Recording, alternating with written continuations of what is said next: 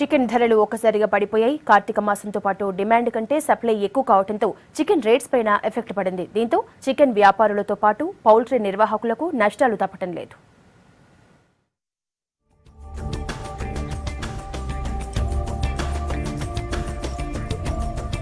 Chicken ధరలు దిగొస్తున్నాయి. గత నెలలో 170 నుంచి 200 పలికిన చికెన్ ధర అమాంతం 120కి పడిపోయింది. నిన్న మొన్నటి వరకు కిలో 150 నుంచి 170 పలికిన డ్రెస్డ్ చికెన్ ఇప్పుడు కేవలం 110 రూపాయలకే దొరుకుతోంది. ఇక 170 రూపాయల నుంచి 200 పలికిన స్కిన్లెస్ చికెన్ 130కి పడిపోయింది. బోన్లెస్ చికెన్ 400 నుంచి 260కి తగ్గింది.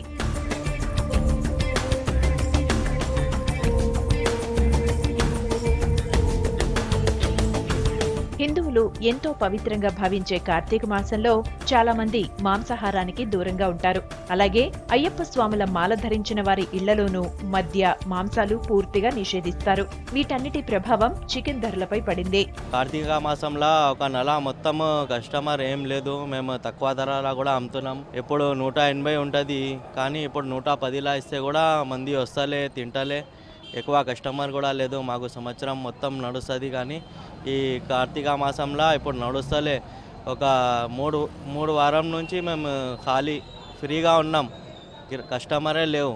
కస్టమర్కు 110లా ఇస్తే కూడా తీసుకుంటలే. లేకుంటే మేము 180 కూడా అమ్మినాం, 200 కూడా అమ్మినాం.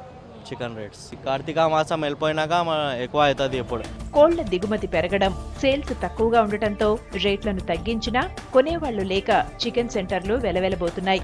ఒక్క ఈ నెలలోనే 70% వరకు బిజినెస్ తగ్గిందని చెప్తున్నారు వ్యాపారులు. కార్తీక మాసం పోతే కానీ బిజినెస్ మళ్లీ పుంజుకోవడం కష్టమంటున్నారు.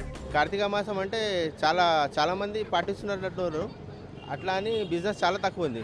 మాకు 100%లో ఒక 70% అయితే బిజినెస్ లేదు, అసలు 30% ఉన్నది. అది కూడా మన కల్చర్ బట్టి ముస్లిమ్స్ ఉన్నారు, క్రిస్టియన్స్ ఉన్నారు కదా, దాన్ని బట్టి కొంచెం నడుస్తున్నది బిజినెస్. తెలుగు బిజినెస్ అయితే తెలుగు పర్సన్స్ అయితే ఎక్కువ శాతం రావటం లేదు. అంటే మటన్ అంటే కొలెస్ట్రాల్ ఎక్కువ ఉంటుందని చాలా మంది తినడం లేదు. మటన్ అంటే తింటారు వీక్లీ వన్స్, కానీ కొంచెము చికెన్ ఎక్కువ ప్రిఫర్ చేస్తారు.